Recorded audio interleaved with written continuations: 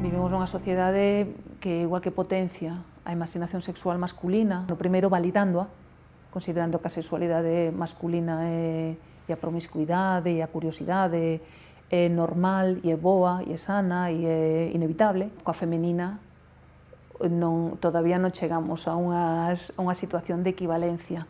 Discursivamente podemos ter máis ou menos aprendido e ata pode que nos creamos que sí, pero na práctica non. Calquera muller que teña un comportamento sexual na adolescencia parecido dos varóns vai ser sancionada públicamente. Entón, eso limita moitísimo as aprendizaxes, a iniciación. Iso, xa sin mencionar a ameaza da violencia sexual na que somos socializadas dende moi nenas. A propia ameaza de violencia é unha forma de violencia.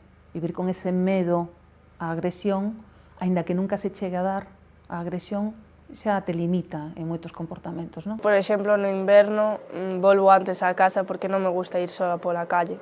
Entón, cando é moi de noite, entonces volvo antes á casa. Cando vamos camiñando soas pola calle, cando nos encontramos con unha persoa e nos fai piropos, ou simplemente cando un profesor ou así nos mira demais xa é como... Ui. Eu, por exemplo, sempre a miña amiga ou os meus pais ou así envío a ubicación cando é moi tarde vou soa pola rúa. Eu creo que un home non ten que facer iso. Eu, cando volvo de entrenar, acabo ás 10 da noite e teño que volver eu soa a casa. Intento pasar por as calles con luz, con máis xente, onde haxa bares. E antes iba con cascos pola noite e agora comenzoume a chegar o medo, entón xa vou máis alerta. Eu creo que os nenos non chegan a sentir ese medo.